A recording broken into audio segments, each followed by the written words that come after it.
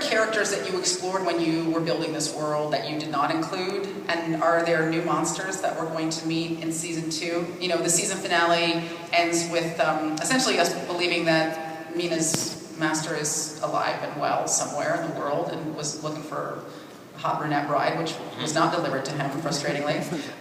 So what monsters are we going to meet? And are there any that you left out for narrative reasons? Well, I explored a lot before I settled on, I always knew I was going to do the creature in Frankenstein. Dorian Gray came late, and I always knew I was going to rely into eventually our version of the Dracula story. And season 1 begins to do that. You know, you meet Van Helsing, you meet Mina. But obviously we break from that text, and so as the series goes on, hopefully for a long time, we'll begin to lead more into the Dracula story. You'll meet, in the second season, you'll meet another character who's very important to that story, who will lead us further into the sort of Dracula origin story. You know, I thought about a lot. I thought about Dr. Moreau, who's one of my favorites. So you know, I would hope someday to get to the island of Lost Souls. But we'll see how long Showtime likes our show.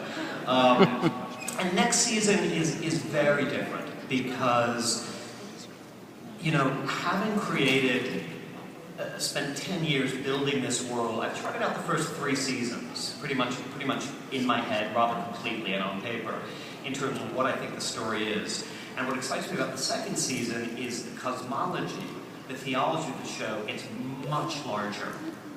And so in the first season, we begin to establish these characters, we build this family, and in the second season, they are thrown into a much more threatening, theological, and supernatural world. Yeah, right? So I'll tell you a little bit about the second season. Then we have a scene that we cut from the first season I want to show you.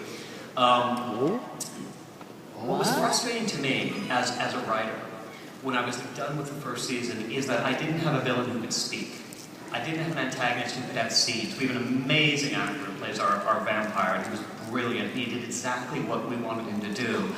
But I'm a writer who writes for speech, and especially in a show like this that is so hyper-literate in its own odd way, I wanted a human or semi-human antagonist. And so I created the character of Madame Kali, who appears in the Seance episode, and then briefly in episode 8.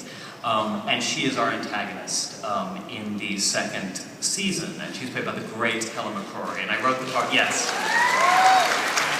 And I wrote the part specifically for Helen and begged her to do it, and thank God she said yes. So she becomes our antagonist, and her supernatural world will then become the big threat to all the gentlemen sitting on the stage with me.